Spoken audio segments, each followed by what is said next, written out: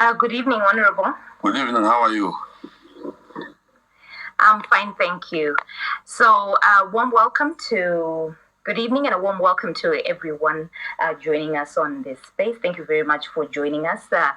Welcome to Twitter Grill here on Open Pali. My name is Lynette Manzini, and thank you very much for joining us. So today we have a special guest joining us. He is none other than the former minister, Saviour Kasukuwere. He served in numerous ministries in the First Republic. He was the Minister of Youth Development, Indigenization and Empowerment, the Minister of Environment, Water and Climate. He was also the Minister of Local Government, Rural Development and National Housing. And today he's going to be talking to us about the Indigenization and Economic Empowerment Act.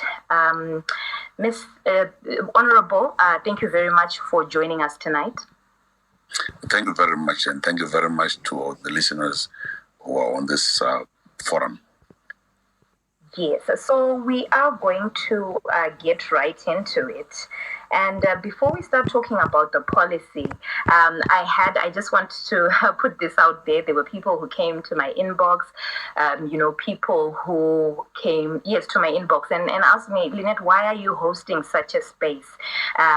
He's the former minister. Why are we even talking about this act? And I, from the get-go, I just want to say this act was enacted here in Zimbabwe. It affected us, one way or the other, whether positively or negatively. And it's something that we should look at as Zimbabweans to say, let's go back and look at what policies were implemented. There's nothing wrong in evaluating. And the reason I invited Honorable Kasukuwere to this space is because he was a minister of the then ministry that was responsible for this particular act. So back to you, Honorable. This act was enacted by ZANU-PF in the First Republic, a party and the government you have been part of most of your adult life. Honorable Kasukuwere, take us back to the then circumstances surrounding the introduction of this act. Thank you very much, Lynette. Let me start by thanking you for inviting me to this very important space. Obviously, there will be others who have views. Necessarily everybody has a right to think differently from others. But I'm happy that this is a very important matter that must be discussed. It really goes to the core of any nation. And let me start off by giving a historical context that any colonial subjugation basically and of necessity meant that your resources, your authority to govern yourselves are taken away from you. Your own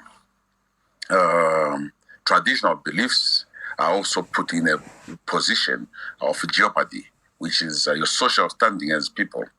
So those who take over your country will introduce policies, will introduce systems, legal instruments, social programs that are of a kind in keeping with where they're coming from. Africa, and in particular Zimbabwe, Southern Africa as well, we had this situation of colonialism. Zimbabwe was colonized. If you read through the history, you'll find that at the core of the colonial programs was the acquisition of mineral wealth in our country, whether through deceit, through use of guns, corruption, and so forth, bribery.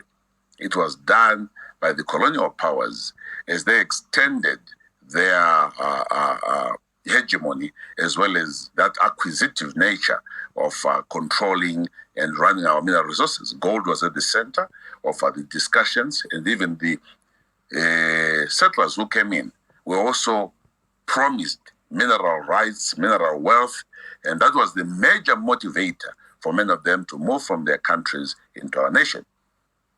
So we lost the political authority, we lost the economic authority, and to a very large extent, our social systems were decimated.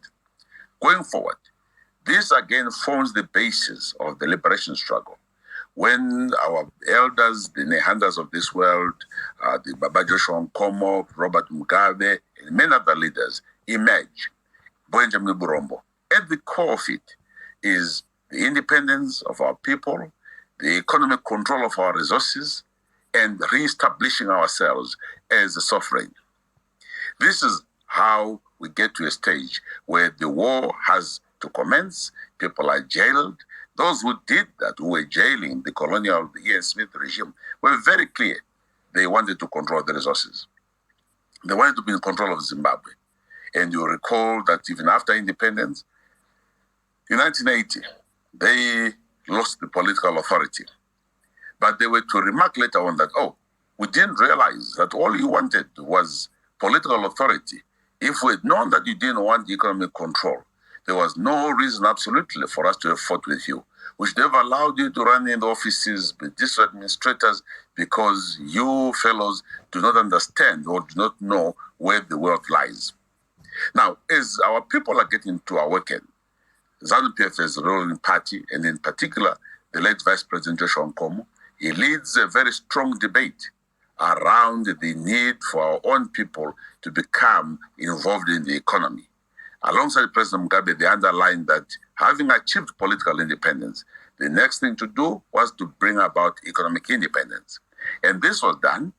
They moved various discussions at Politburo level, the Strive Masiwas, Baba Mcheche, Amsariri, Tobias Msariri, Jane Mtasa, and many others came together and convinced the government, Kasukuwere, to set up and start listening to the aspirations of the business persons, those who had also supported the struggle, and those who felt that the economy should be in the hands of the majority. It does not necessarily mean you don't want other people, but it means we must make Zimbabwe great by also observing and bringing to the fore and to the core of the economy the majority citizens of that country. This was the argument, and this propelled various other decisions that were then taken, including the land reform program, with all its imperfections. But that was at the center of trying to address an economic imbalance, an economic injustice that had been ingrained in our society and in our country for too long. These discussions led one decision into the next. The IBDC was formed. After that, you have the Affirmative Action Group, you have IBO, various other divisions or various other movements coming up to agitate for the inclusion of the hitherto disadvantaged or those who excluded Black Zimbabweans. It therefore meant that as the discussions went by, political parties also decided to ride on the grave, to ride on this program. And you will recall empowerment becoming the motto, the theme of elections, ZANU-PF in 2013, and even before then, various meetings being held to decide and discuss how best to consolidate and bring at the center of our economic development our own people. It was not just about the individuals, but it was also about how do we use this as an instrument to fight poverty, to deal with the ingrained injustices that continue to permeate in our societies and our communities to this day. It was as a result of citizens and communities being very unhappy with part of the exploitation of their resources, be it in Toko, granites being taken, and all they're left with are huge gaping holes. All they have to deal with are bumpy roads. This, again, made it possible for this wider debate. How do we get our own people into the banking sector? How do we get our own people into the insurance sector? And so forth. But there was need to come up with a legislative framework to deal with empowerment, to deal with inclusion of the majority. You cannot do that without addressing the law. Hence, even to this day, the new constitution of Zimbabwe, we made it mandatory. In fact, it is there. The empowerment of the people of Zimbabwe is now a constitutional matter. But it was preceded by Act Chapter 1433, which was the Indigenization and Economic Empowerment Act. That was brought before Parliament and Cabinet by Honorable the former Minister of Indigenization, Mangwana. Mangwana, he had taken over from Comrade Tungamirai, was the Air Marshal Tungamirai, Minister of Indigenization, Minister Mbenge Gui, Minister Baba Msipa, and many others who had been in this sector. These were all ministers who were then appointed in response to a growing need by society and the people of Zimbabwe to be involved in the economy. Now, where we are today, or where we were, once the bill had gone through Parliament, that was in 2008, 2009, if I'm not mistaken, 2008, it went through 2007 and 2009. After various revisions, there were, the Indigenization paper was reviewed on several occasions, and Minister Mangwana piloted this process through Parliament. And in the April, I think, if I'm not mistaken, or August 2008, on the 7th, the law was signed into law by His Excellency President Robert Mugabe. By the time I came in as Minister of Indigenization, I was appointed Minister of Indigenization 2009. The Act was already in place.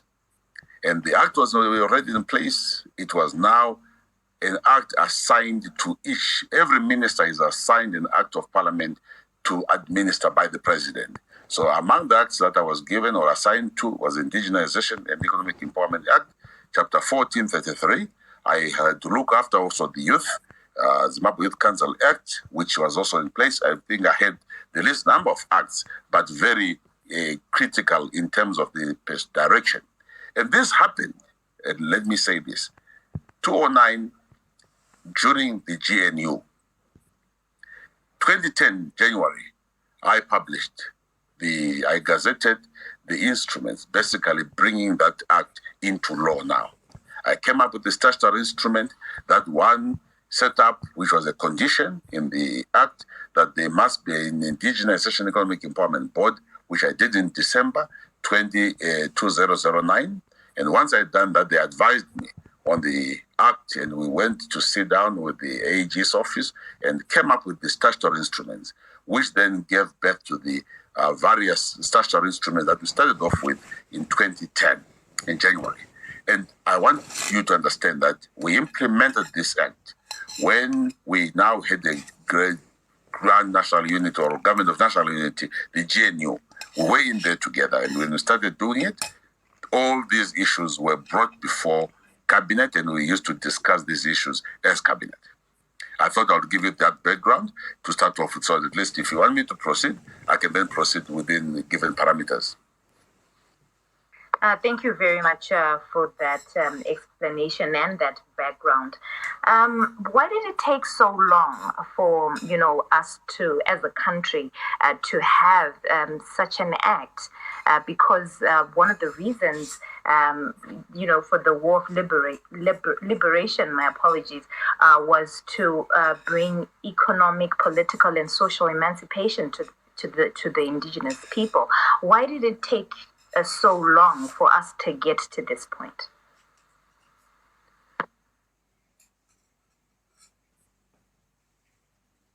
Honorable Kasukuwere, if you can hear me, your mic is off. Thank you very much, Alinette. That's a very, very important question you have raised. That question alongside why did we take also that long to acquire the land back from the farmers who now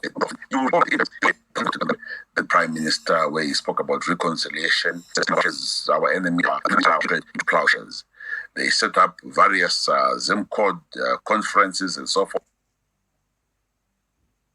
mobilizing resources. This was all a way of trying to say, change, everybody included. But also government was aware that it had to develop the critical skills. Hence, they made priority number one, education. Education, I think to this day, received the largest budget. It was about upskilling our people for them to be able to play a role in this new request. But I also want to add that at times our political parties, and this I say from an ideological point of view, we ran the challenge of failing to do the next thing after the first thing. We lost it by acquiring political independence. And once people acquired political independence, they were very excited and happy. They sat in those offices. They were not interested in any other discussion. They were now promoting and defending the interests of those who were either owning the land or who were running the businesses. So there was actually an ideological lacunae. There was an ideological lapse where many people had to be prompted. And we had to prompt the government by various groups. We set up this affirmative action BBC, a program that was expected anywhere from day one, needing up to the economy, international issue. But alas, there is a tendency in us politicians to think that when you are president, you are the most smart, you are the clever of all citizens. Hence, there is no belief that a black entrepreneur can take us to space. There is no belief that a black entrepreneur can become the next Bill Gates in this country. So there is a shadow. Hence the white establishment often said, well, if we had known that all you wanted was political power, we should not have gone to all these extents, because we should have given you power without the economy. So the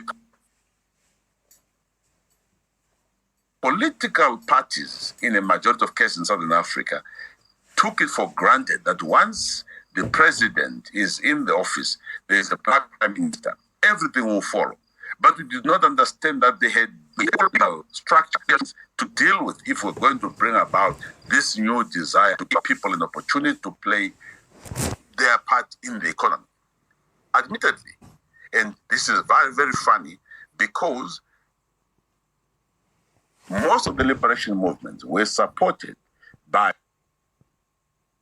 the small traders around Zimbabwe who were black. These are the people who made it possible for the struggle to go on. But after independence, our new friends became the Mr. Stavroses, the Mr. Georgios, the Mr. So-and-so in Harare, and forgot about that Mushandira Palmer base, which had been critical in the liberation program, which had been critical in giving energy and support, octane, for us to achieve the independence that we sought. So I want to submit that at the time it comes as a result of perhaps being forgetful, but because there is no post-independence plan which is clear, there is no trajectory to say, where are we going to take to President Mugabe? What I want is that there was a man with an idea, and whose idea was that the people of his country must be the masters of their own destiny. They must control their resources for the benefit of their people, and that the governments must not be subjected or undermined by any authority. This was critical, and this is now what gave the government the wherewithal to move this process forward. And it might have been late, will Lynette, as you submit, but it's never too late. We embarked on it, and we'll speak later on of some of the positive offshoots that has come as a result of a determined process by government. I can give you, for example, how the Indigenization program was effected in the banking sector, and it saw the opening up of a number of black-owned banks, the Chapikas of this world, the Nyambas of this world, the Makones of this world, NMB. In fact, we grew a very, very vibrant black-owned banking sector. The same happened in the insurance sector. Zimnats, controlled by Shingim Tasa today, and many others came up as a result of a car sector. The Musariris of this world started motor assembly business Bedfords, and they were given good contract with the police, which was a very positive thing. You had Msanians coming to Dama and so forth. And I can swear, I can joke, I see what's on my mind if I drink, if I... Quite a lot of efforts were made across the whole economy, the stratum of our economy, to bring our own people into the economy. We went further even when I became minister to even deal with how women must become participants and how the youth also were supposed to be agents of economic empowerment and economic development.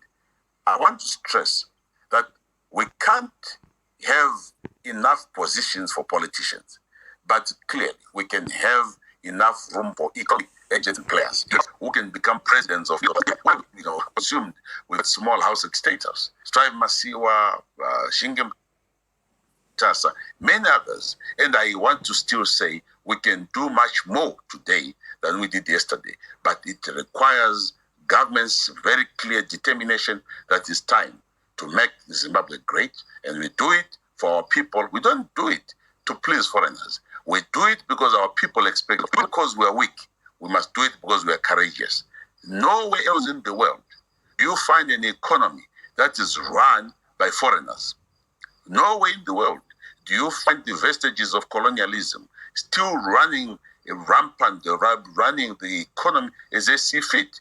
You go to Japan today, in as much as they went through difficult times, 1945, 1914, 1917, the economy is run by the Japanese. You go to South Korea today, the South Korean economy. Russia is run by the Russians. America by the Americans. China by the Chinese. It must be run by Zimbabweans. We cannot subcontract our responsibility in terms of being the ones who lead the economic development of our country. We must have billionaires, millionaires, people who have made it in our own country. You go today and look at what Kenya has done. Kenya is right now run in a majority by the local Kenyans. Billionaires, they have what it takes. They have helicopters. They can actually have an air rally because they have been empowered in their country. The same must happen for Zimbabwe. We must be able to be proud as citizens to develop our own economy. Bring on board young people. Get the relevant skills. Get them controlling the financial service sector. Get our people, our institutions to respond to the aspirations of the people of Zimbabwe. This is the game. This is the big idea that we must all look at. Thank you very much, Honorable. We must be billionaires in our own country. We must develop our own economy, get the necessary skills, and empower our young people. Thank you very much for that response. I want to take you back again to 2009 when you became the Minister of Youth Development and Indigenization and Empowerment. Talk to us about what you did. I swear I can joke.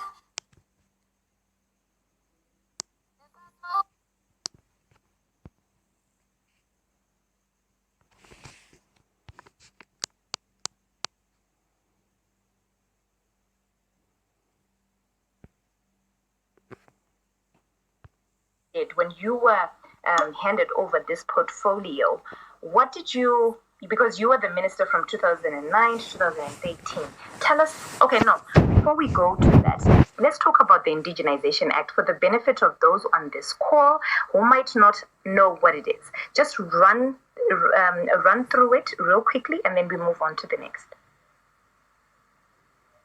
Thank you very much, Lynette. The Indigenization and Economic Empowerment Act was obviously, like I've given you a background, as a result of a determination by the people of Zimbabwe to become involved in the economy. But the Act specified very clearly that this Act gave rise to a desire by government to come up with measures to uplift the hitherto disadvantaged citizens of our country, to ensure that we come up with programs and policies, ensure that all the laws that we have in the country positively support the indigenous people of Zimbabwe. So the Act, quite bulky, after various discussions, was debated in Parliament, signed into law, and I, as minister then in 2009, in 2010 came up the instruments that gave rise now to the implementation of the Act. But the Act was very clear, and I'm just trying to pick a few nuggets here, which I thought might assist in our discussion, to say why did we have this Act, what was it all about, the reasons why the government had to legislate in this manner for the sake of the majority of our people, and whether it was what was going to assist in the fight for poverty, fight against poverty. The law identified that we need our own people to be at the center. We need equitable distribution of wealth. There has to be equity, growth and equity in our society. These are some of the core expectations in terms of the intention. Always, when you discuss an act, you might not be very specific, but you discuss the intention. What did the lawmaker have in mind? So the interpretation must be one that kind of understands where the lawmaker was coming from. The lawmaker might not be able to pinpoint each and every step that must be taken. But once the lawmaker, the individual, the frame has been understood, has been made into law, it then becomes the responsibility of the technocrats, the ministries and so forth, to devise further instruments that give rise to the implementation of the Act. And this Act was a principal act, which meant that it overrode several acts in government. In other words, any act that is worked on or that comes into being after other various acts were already in place becomes important in that it changes the taste and color, flavoring of all the other acts behind it. So this became a principal act on which it was expected that most of the acts should be aligned to the Indigenization Economic Empowerment Act. In the mining sector, the Mining Act must be in keeping with the spirit expressed in the Indigenization Economic Empowerment Act, Chapter 1433, the hospitality sector, tourism, the transport sector. All these other sectors are therefore expected to fit into the law as postulated. It is expected, therefore, that whatever they do must allow the intention of what Parliament discussed and which is coming from the majority of the people to be achieved. That is why the law is there. And that is why we had to do what we did in working with mining ministries, working with the transport sectors, and everyone made their contributions. We discussed with about 20 sectors. We broke down this whole thing into 20 sectors: mining sector, financial service sector. We brought in the Reserve Bank, various players to be in this financial service sector. We sat down with the mining sector. We got accountants to lead that process. We got lawyers to lead various other sectors of the economy, the motor industry, the manufacturing sector, and so forth.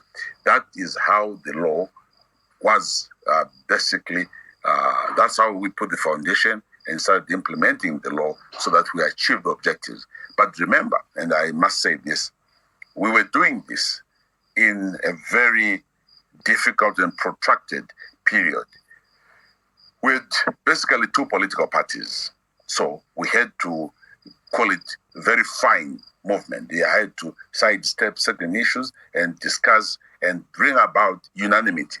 To be honest, there were in many areas where we agreed in cabinet, but obviously when a politician gets out of cabinet and sees a different crowd, they have to say something that makes them look very nice.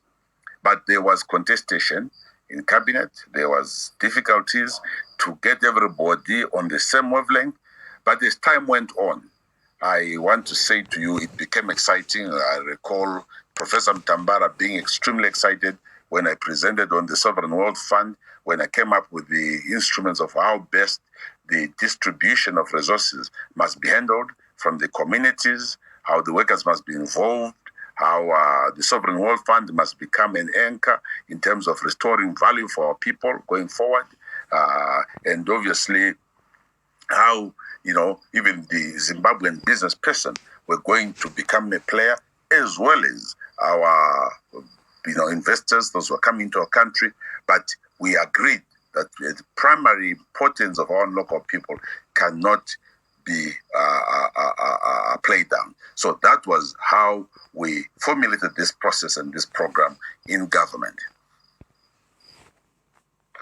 Thank you very much for that explanation. Now let's go to the period you were minister. You were handed over this portfolio.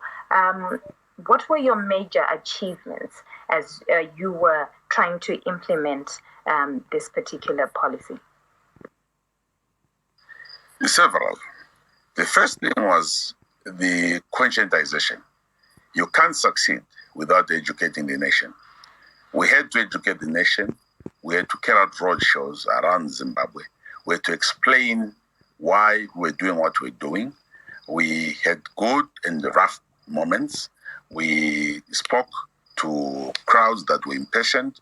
We spoke to crowds that were very intently patient, listening to us. We spoke to industrialists who were scared, and in the majority of cases, we were able to get through to them and appreciate what we're talking about.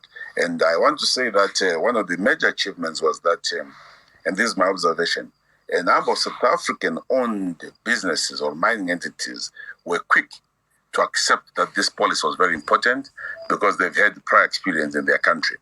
And it became kind of like easier as we worked on the Gwanda Community Share Ownership Trust, which brought together a blanket mine, where up to this day, the communities are a proud 10% shareholder of a multi-million-dollar mining entity.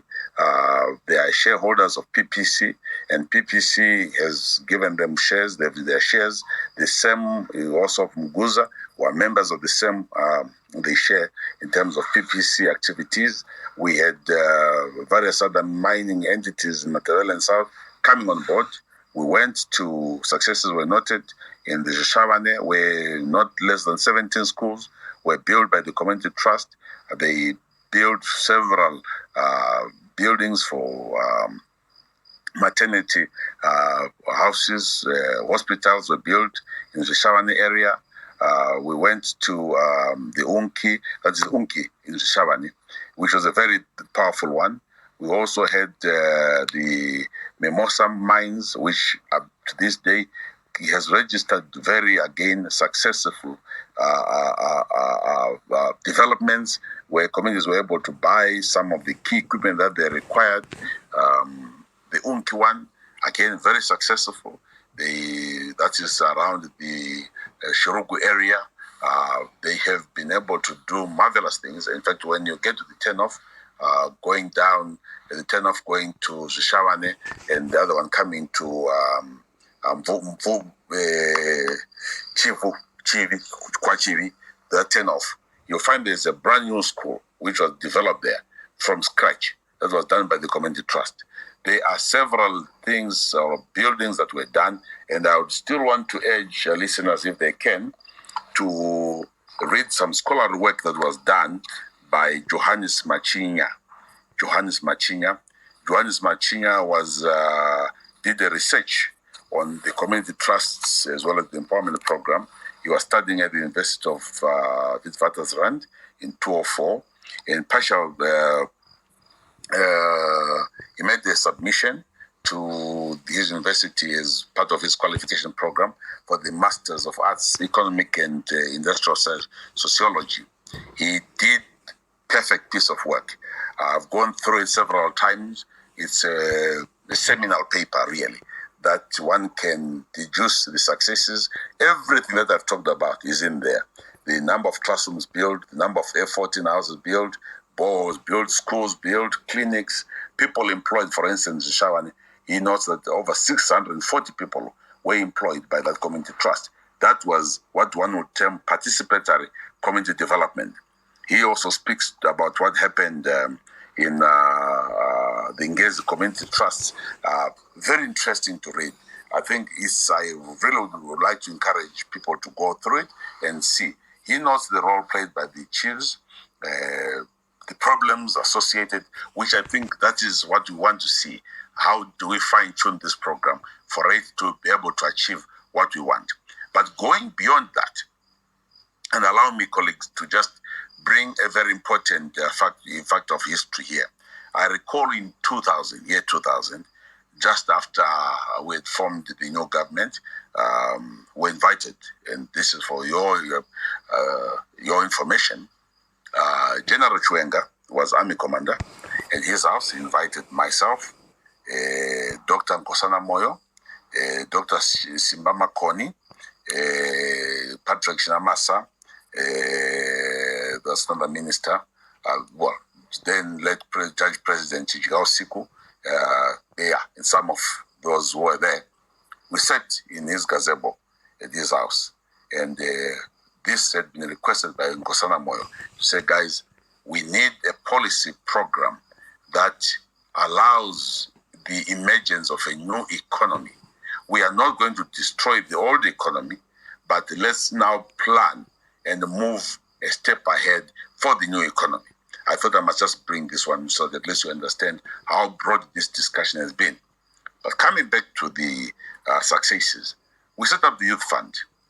We indigenized, partially indigenized, Old Mutual. To this day, the workers in Old Mutual are proud shareholders of their company. In fact, they were offered a huge opportunity where part of their shares were converted into cash. And I remember some of them coming to me saying, you know what, I've worked for Old Mutual these years, Kasukuwere, but for the first time I have $600,000 in my pocket. Huge amounts of money were obtained. You can go and discuss today with the workers at BAT, who are again proud owners of their 10%, British American Tobacco, and talk about the young people who are supported by a BAT Trust, which is part of the leadership there, I think, is Rodoboka. We have the former foreign minister, former permanent secretary, Maibima. These are part of the board members, and some other farmers and so forth who continue to support programs around tobacco for the youth, including a tractor empowerment program that was started by BAT. We did give out quite a number of tractors, but obviously the program was not continued. But the workers to this day are still proud shareholders of the BAT shares. I can talk of Schweppes. We indigenized Schweppes. Schweppes workers own 30% of that company. Management is about another 20 or something, less than that. They should be about 15% management.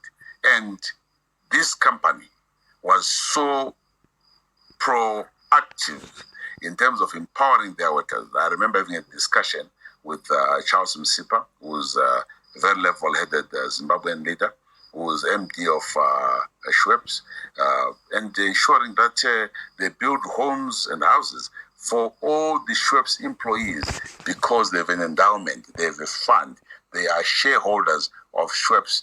And even in terms of production levels, Schweppes production shot through the roof. President Mugabe, myself, Professor Washington toured and were part of it. And Stanford Moyo was chairman of Schweppes. He welcomed this decision. I've given you some of the examples. I'll come back to the Old Mutual cabs. In our discussions, we decided that, look, that we're going to set aside shareholding. Can we have a youth fund? We have to this day 2.5% shareholding in Old Mutual, which is meant to give our young people support. That shareholding is there. That I can attest to it, that Old Mutual agreed. Then with him, Peter Ralph was then head of Old Mutual. He came with several meetings. We had workers also getting their shareholding. When those shares were made available, we discussed with CABS. Look, we have these shares. Can you, on the back of this shareholding, make available $10 million for our young people to access these funds and start their projects? And a lot was done. Youngsters accessed those monies. They were banking directly with CABS, borrowing from CABS. CABS was monitoring their programs, and one of the players there is Zamchia. He runs a night sport in Harare. He is a lawyer, but he was one of the directors of the Ukurera Ukondla Fund. Across the country, province by province, we ensure that at least these funds flowed. We also were gender sensitive. the young girl was given the opportunity. The disabled, the handicapped, they came in. I'm talking about a specific subject to say this was meant now as part of our response to the young people. They went further than that to say, how can we fund young people in milk production using this facility? And there was an offtake agreement with one of the largest upcoming milk companies in Harare, which was prepared to take on board everything that is produced by these young people, and then they would obviously use their distribution network. Some of these things did not succeed, obviously, because of time limits and when there were changes in government and so forth. But we also went further with BAT, for instance, rehabilitation of our vocational training centers. They did a lot of work at Chaminuka Vocational Training Center. Nearly each vocational training center in the country was supported through this funding process. There was a partnership. Whatever they were growing, there was an offtake agreement, inputs and so forth, training, extension services were now being done by these companies.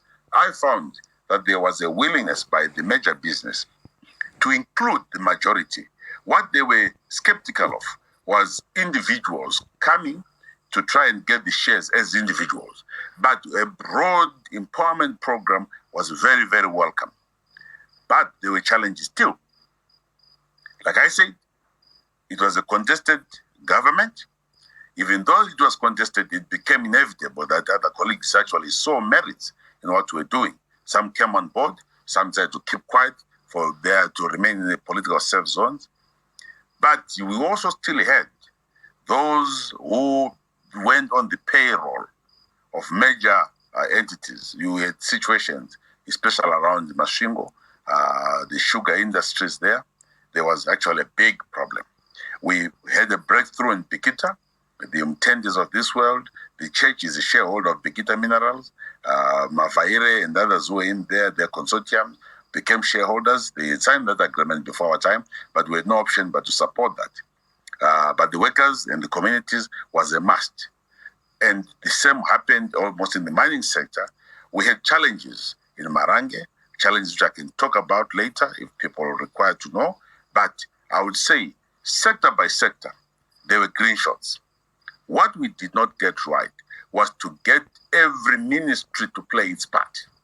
It appeared like it was a Kasukuwere project, when in actual fact it was a national program.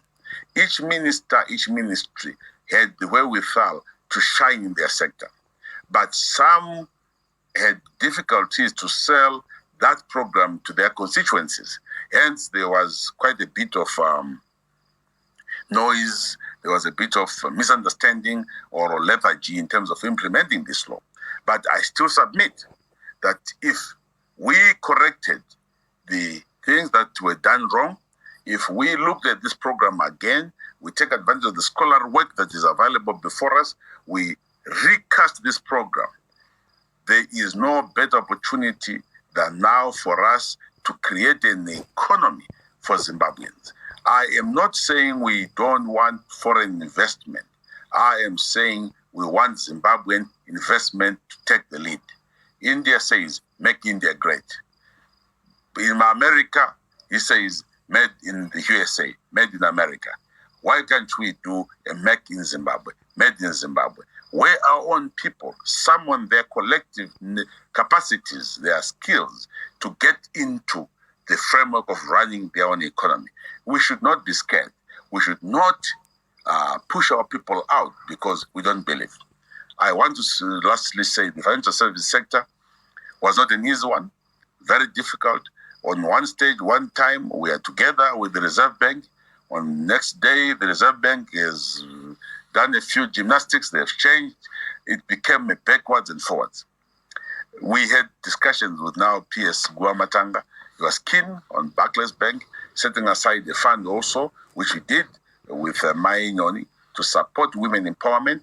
A fund now was being put together for women. I think they set aside $5 million as Barclays Bank to support women. We're having discussions with Standard Chartered Bank, various other banks, because we realize that without prompting, some of these financial institutions are reluctant to support our indigenous persons in terms of accessing resources. I salute Standard Bank, Stanbic Bank, Pinyandoro and Company set up a $20 million facility. And that facility is still running to this day. And I speak to some of the youngsters who up to this day have huge accounts with the bank. Some failed, some succeeded. We had, programs that have seen youngsters go into mining, hardware industry, supported by Stanbic Bank. Some have gone to transport sector. But this was to give everybody a chance. Standard Bank, Standard Bank South Africa, had a desk. They appointed a young man who was to be the boss of that sector. They created a whole branch where this work was being done by the bank, lending them. And I'm sure that on their books today, they should be proud that they were able to harvest some nuggets. There will always be those who fail, but there is also a hope and expectation that the majority will succeed. And that is what has happened. So I've just laid out some of the successes, conscientization, facilities that we came up with, how our people became involved. The mining sector, it reminds me, I'm reminded of a discussion I had with President Mugabe after launching the Shawane Community, the Mimosa Community Trust. We flew, it was myself, him, Christian Katsande was then Deputy Secretary, Chief Secretary. We were on in the helicopter together. When we landed at the State House, he said, stay on, don't disembark. He says, I want you to work with Mpofu. They are young people. We are going to be giving concessions, mining coal in Hwange. But I'm going to be interviewing one by one. And President Mugabe and Minister Mpofu set through interviewing a lot of youngsters, and the concessions were given deliberately. This Makomo program was again as a result of the empowerment process. That young man was interviewed, a license given. President Mugabe says, keep an eye on these youngsters. We want to see metallurgists, engineers, mining engineers come on board. He was very deliberate. That's how Raradza, Zambezi Gas came on board, and many others. And they're doing very well. And I think that is the correct spirit. You can't lead a nation and ignore your own people. And your office becomes the go-to place by foreigners. Not that foreigners are not good, but look, where are the locals in growing their economy? So this is what we did. These are some of the examples I have. Thank you very much. Thank you very much for that, Honorable Kasukuwere. So in case you're just joining us, you are tuned into Twitter Grill here on Open Pali. My name is Lynette Manzini, and joining me today is Honorable Kasukuwere, and we are talking about the Indigenization Economic and Empowerment Policy. How well did it work? Who was it meant for? And did it achieve the set targets? So Honorable Kasukuwere was just telling us about some of the successes that they managed to, some of the successes from this particular policy. Honorable Kasukuwere, back to you. You spoke about the Youth Fund. I want to commend you for setting up this youth fund, because it's something that's very important. The youth are most of the times the forgotten lot, but I see that you introduced this fund back in the days. But there are accusations that this fund was only there was a lot of politics involved here, partisan actually, a lot of ZANU-PF members, youths benefited from this fund. I want to hear from you how you ensured that it was non-partisan, and how true is this accusation that majority of the people who benefited from this fund were from ZANU-PF? I'm asking this question because when the act came into play, it was to economically empower Zimbabweans. So it didn't matter which political party you were coming from, but then we still hear until today these accusations that these funds were only available to majority of the ZANU-PF youths. Well, unfortunately, whatever program or whatever you try and do, right or wrongly, will always get some people who will throw or cast aspersions, doubt. Lynette, the only requirement for any citizen to access funds at CABS was for as long as you opened an account, you had an ID, and you had a business plan. This was in Bulawayo, Vic Falls, Matabele North, wherever we had a branch, for argument's sake, the CABS one, where CABS banks were all over the country. How could one even ever think I could convince the MD of CABS to look for people with ZANU-PF cards? It's nonsensical. It's not possible. Citizens access these funds. The same with Stanbic Bank.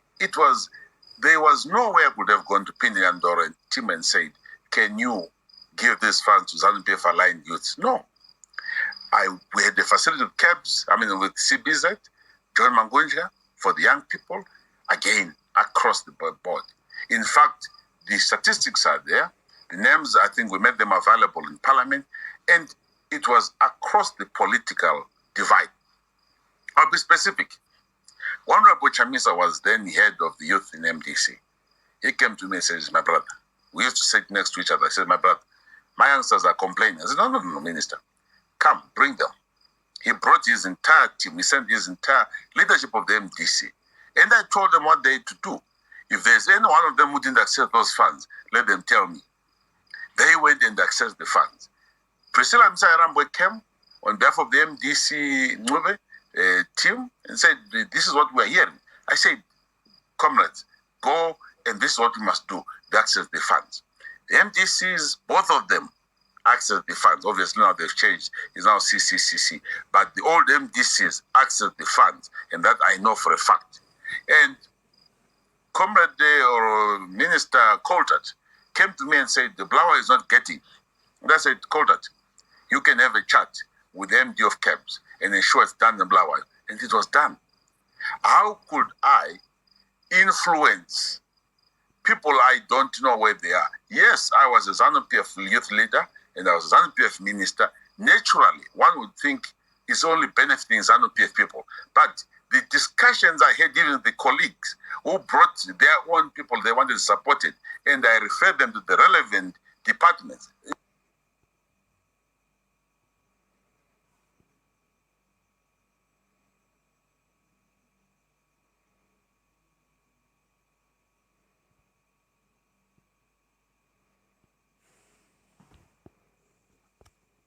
In my office, there were no funds being given from a vault of some sort. No. We would say, please, Minister, that is your request, but can you get your young people to this department? And they'll be assisted. That's how we did it.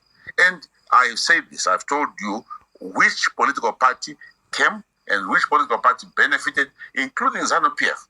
But just because somebody supports ZANU-PF and ends up accessing the funds, it's not a crime. You have to respond to national programs. If you give a political color to a national program and you then don't end up benefiting, don't complain. If there is an opportunity that is made available in the country, access it as a citizen. Talk about politics later. Many of us have failed to access resources or opportunities because we put value on the political process that is behind it. I was a minister of the government of Zimbabwe, of the GNU, and I was duty bound to serve my government, and my other colleagues were there to either question me, and in many instances we would discuss the funding, and I would bring these lists to cabinet and convince everybody that this is what has happened. And there's no hue and cry. And that's why to this day, there is no official statement from the MDC which says Kasukuwere blocked us from getting the funds. If there is a paper or such an allegation, I'll be very happy to have a look at it. But we did this without discriminating. It doesn't work. In my personal view, when you actually want to grow your political base, it's much smarter for you to even give it to those you don't agree with. Because once they see the fruits of what you're trying to do of your policy proposal, they'll come along. So it would have been naive to deny young people in their country because I suspect they support political party A or B.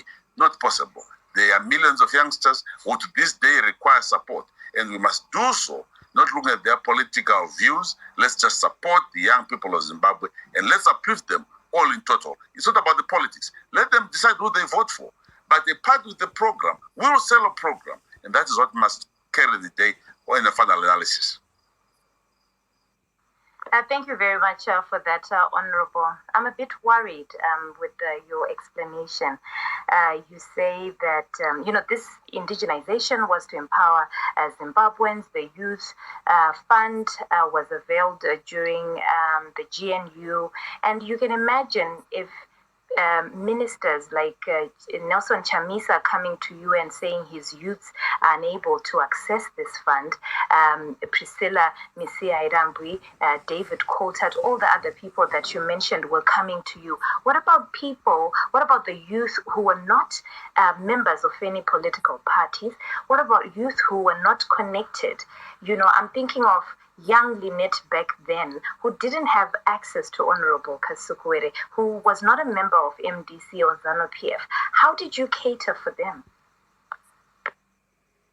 Lynette, first and foremostly, a government communicates in various ways. One, I spoke about the consciousness programs we carried out. We set up a Zimbabwe Youth Council, which was at the center of disseminating the information, talking to their peers. Old Mutual bought about 10 vehicles, VWs, for us, for the ministry, for this specific program, and we carried out wide outreaches, including the initial launch, which the guest of honor was Mayam Juru at Harare International Conference Center. The speakers, and I still recall, was Promise Mkwananzi, representing MDC. He stood up and spoke on behalf of the MDC. The other speaker there was the young Ngube, who was ZANU-PF Deputy Secretary for Youth Affairs then.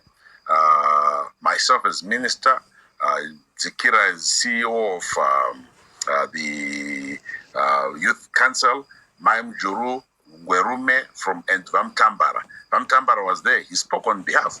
And this we did. We still went further when we communicated the first facility from Stanley Bank.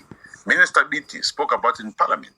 He was the one to first break the news that the discussion that had been held by the Minister of Indigenization and the bank, and which the Minister of Finance is supportive, is that $20 million has been set aside. In fact, he said it during a budget presentation when he was in charge. Now, we have communicated politically. We have communicated using various civil service CSOs. Okay, we have communicated through the structures for the youth. Political leaders must go and sell this product. My ministry, the banks, everybody was involved. Now, small Jessica must also. Do you think? I think in 2008, there were about 12 million Zimbabweans, the population, and do you think that every Zimbabwean managed to benefit from this policy? Look, to be honest, various initiatives were carried out. It's not just the mineral wealth; it's also about the land reform program. If we play the long game, the benefits shall be felt by all citizens. If we do our things correctly, everyone shall benefit, shall see the fruits of what has been done. So for me to say, when this policy was implemented, it benefited everybody, I might not be honest, because like I said, 52 community trusts were set up, but not every community trust, because by the way, these are contiguous to their RDCs, but not everywhere are they as blessed as perhaps the people in Marange or the people in Wange and so forth. And also, if you look at Binga, for instance, there is a case for the Binga community. This power comes out of Binga. Surely we must be doing something about putting more energy and lightening for the people of Binga, because this is a resource which is within the area, but they are victims of snake bites every day. I mean, it's a big story we're talking about. But there must be that consciousness that whatever resources that are found in communities, people must benefit. We must have a way of ensuring that the people of benefit. The story of Ogoni in Nigeria is a case in point. If you have read your history, the Ogoni people went to war. And that is why Ken Saro-Wiwa was killed by Sani Abacha, because he was making a case for his communities. And there were difficulties until the administration in Nigeria realized the need for community participation and sharing. You cannot be taking gold and leaving people wallowing in abject poverty. You can't be doing what we're doing in Mtoko today. And we went to Mtoko, by the way. There's a community trust in Mtoko that we set up there. And we're very clear about it, because there are some political characters who have monopolized and who are standing on behalf of those mining entities, masquerading as if they own them. But we're saying this resource is, it will be finished. It will not come back. Granite, once it's done, it's a finite resource. It's gone. But the same granite is sold. If you go to Malaysia, if you go to Europe, Zimbabwean granite is highly rated, good prices. But what do you have to show the people of Mutoko, Mrewa, Uzuma Maramba, Pfungwe for? What have they got except broken windows? They have schools next to a mining place where that school has no books. The kids have no toilet. But a resource is being taken every day and is being transported. You are deploying a truck, a 30-tonner truck, to come and pick a whole bowl of granite, which has no value. Why are you sending a truck all the way from Harare and to Durban to pick a granite bowl which has no value? So you tell them that, no, we're taking this granite because it's of no value. You guys don't have anything. No, we're going to remove you from here. We're going to blast this place, and you guys must move off. It's now ours. I've been given the concession. If it were for me, no concession. I'll give a concession to the community. Whoever wants the resource must talk to the people. That's how we must be. If you are talking about how should the people benefit, the way I look at it is the conscientization. The people shall benefit from an ideas factory where we discuss ideas, our people shall benefit. Thank you very much, Honorable Kasukuwere. So at this moment in time, I'm going to give people an opportunity to comment or ask questions. So the rules of engagement, let's be civil in our engagement. And secondly, I'm going to give each individual not more than 2 minutes to give their submission or question. Let's not have a long presentation. Let's just have a comment or a question. And let's restrict our conversation, our questions and our comments to today's topic. We're looking at the Indigenization, Economic and Empowerment Policy. And, Honorable Kasukuwere can only respond to the time that he was minister, and maybe when he was still in government. But anything after 2017, he cannot respond to that. So I'm going to give 3 speakers an opportunity to speak, and then Honorable Kasukuwere comes back in. So our first speaker will be Zivanai. I hope he's still here. Zivanai, and then Uncle Bob, and then Ngungi. I hope I pronounced that correctly. Zivanai, are you there? Seems like he has dropped. I don't see him here anymore. Our next speaker is Uncle Bob. Yes, hello. Yes, hello. I can hear you. Go ahead. Yes. My first question, I have to introduce myself, not as Uncle Bob. I introduce myself, my first name exactly. My name is Charles Mandjita. I came from Banget. Uncle Bob is not on the line. Can he press on his mic, please? Yes, I press it. He is Honorable Kasukuwere. I can hear him. Yes, I say my name is Uncle Bob. My real name is Charles Mandjita. Honorable Kasukuwere, you've been mentioned so many things like what was happening in government and what you're trying to help youth. I was one of the youth who tried to apply for a loan from CBZ, which you say you give money. I was a chairman for that, for agriculture, which we were trying to do potato farming, which I have 6 hectares of farm in Panget, which I couldn't get. But for my separate, it was given to those people we have close relatives in government, which was supposed to not happen in a country like Zimbabwe. That was the first issue for me. The second one, those issues like which you were mentioning, like the government was putting this money, was not benefiting like Lynette, like Charles. Nobody was not knowing about Charles. Those issues of money was benefiting somebody like that CBZ. I was hurt. Until now, not what no, we put this money for this, we put this money. I try myself. It's hard not to get a loan in your own country, but you can get a loan in another country. Like the country which I am based now, I can get a loan. But in my country, I have to have somebody who is close to the political party or close to the manager or close to somebody to have this one. I think that one, for example, if you give you the power, that must be stopped. My third one is like the issue of Mutoko, which we should just mention now. It didn't start yesterday. It started way before when you are in government. There was Mutoko, there was Marangi. It started way before when you are in government. I just want you to say, where did you ever try to stop it? But we don't want to talk like now, like in Shona, sorry, my language, like in Shona, but Shona Pedwano Janzi, Tisanyenge Nunzi, Nemwea, and it. So let's not do like that. Tinyenge Nunzi, Nemwea, Atitaure Chebo, Atirove, Gudo, Kumeso, Atiro Gudo, not to go to Nyenge, and Dr. Vara Kumeso, Ataure Chokwadi.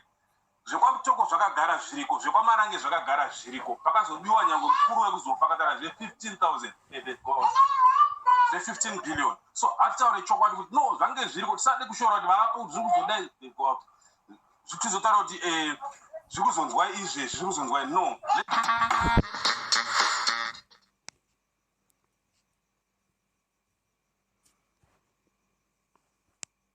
Try to stop it before Toko. Did you try even to check what happened in Marange before?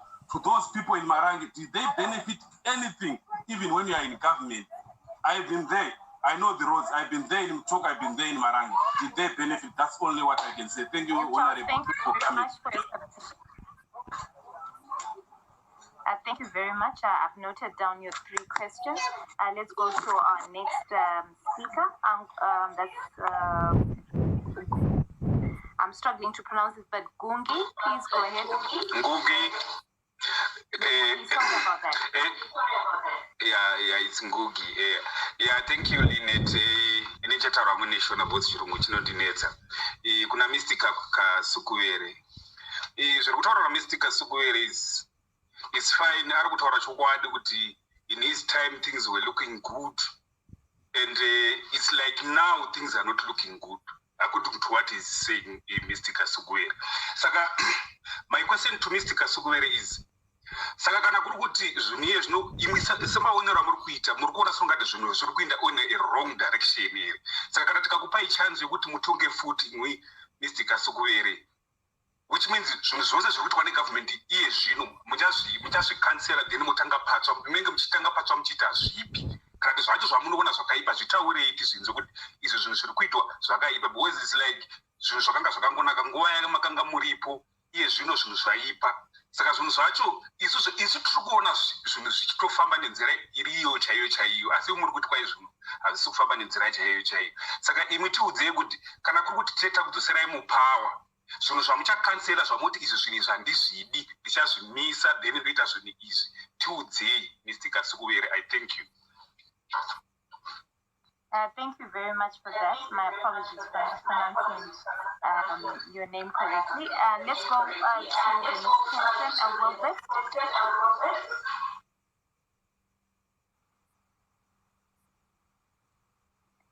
Wilbert, can you hear me? Yes, I can. Thank you very much. I thank you, Lynette, for hosting this program, and I also thank Kasukuwere for being there and speaking to us. I think what I wanted to say there is, I think maybe just reiterate what somebody else has already said here. We need to be honest with each other. to try to give the impression that ZANU-PF was not partisan in its implementation of policies is totally dishonest. And I think we should discard that. But the other point here is even to 2017, unemployment in Zimbabwe was high. How can you still talk of we empowered the people, and yet there was so much unemployment? So many industries closed, so many mines closed, so many farms stopped producing anything. The economy was in total meltdown. And you can't reconcile that with your continued argument that the indigenization policy empowered the people. Would you not be more honest to say that the indigenization policy was actually just another way of corruption, of looting the wealth of the country? Another alternative route from which the ruling elite were able to enrich themselves and loot at the expense of the ordinary people. I think that would be a more honest position to take. Thank you. Thank you very much for that, Wilbert. Honorable Kasukuwere, can you go ahead and respond? Thank you very much. Thank you very much, Lynette, and thank you very much, colleagues, for the questions. Uncle Bob, my apologies, I failed to pick the first question. Maybe when I finish, Lynette, you could just assist me to, or recap for me the first question. But I picked the second one where you spoke about inability in your own country to get a loan. Precisely the point we're making here, that we need policies that ensure that indigenous Zimbabweans, those who aspire to do or to get into any industry of their liking, fields of persuasion, they can be able to do so without having to go through unnecessary bureaucracy. Yes, what we did might not have been sufficient, but it was a beginning. And I want to stress, Lynette, we are talking about the questions you have raised to me, the indigenization and economic empowerment policy as it existed then.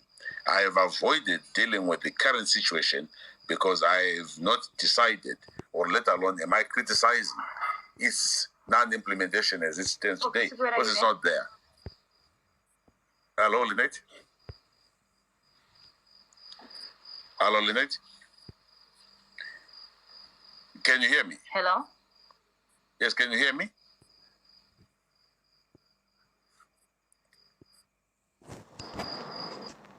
Hear me? Mr. Kasukuwere, it's loud and clear. Maybe you can continue. Hello? Maybe Lynette, mic yake is cut.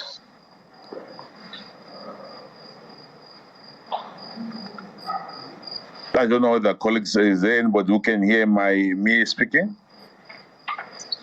We are hearing you, Mr. Kasukuwere. You can continue. Kudakwa Shandara, can you hear us? Yes, we can hear you. You can continue. Zanda Toto, can you hear me? 100%. Good. Maybe Lynette, we've just lost Lynette in the process, connection-wise. But I was explaining that the issue of democratizing the financial service sector is important and paramount. I would say, or I would posit a situation where I would say we need to do more to ensure we have more banks in our country which are going to be supporting our people. And secondly, we also need to give the people the leverage, the support, i.e. through title deeds for them to be able to access these resources.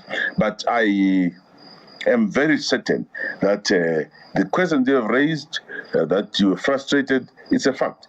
What drove me at the personal level to push for this kind of funding for young people was also as a direct result of what I went through when I was trying to raise resources as a young and upcoming citizen in Zimbabwe.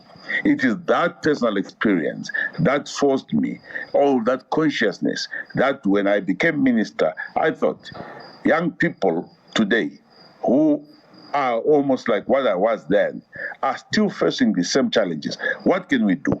It's an attempt to find a solution.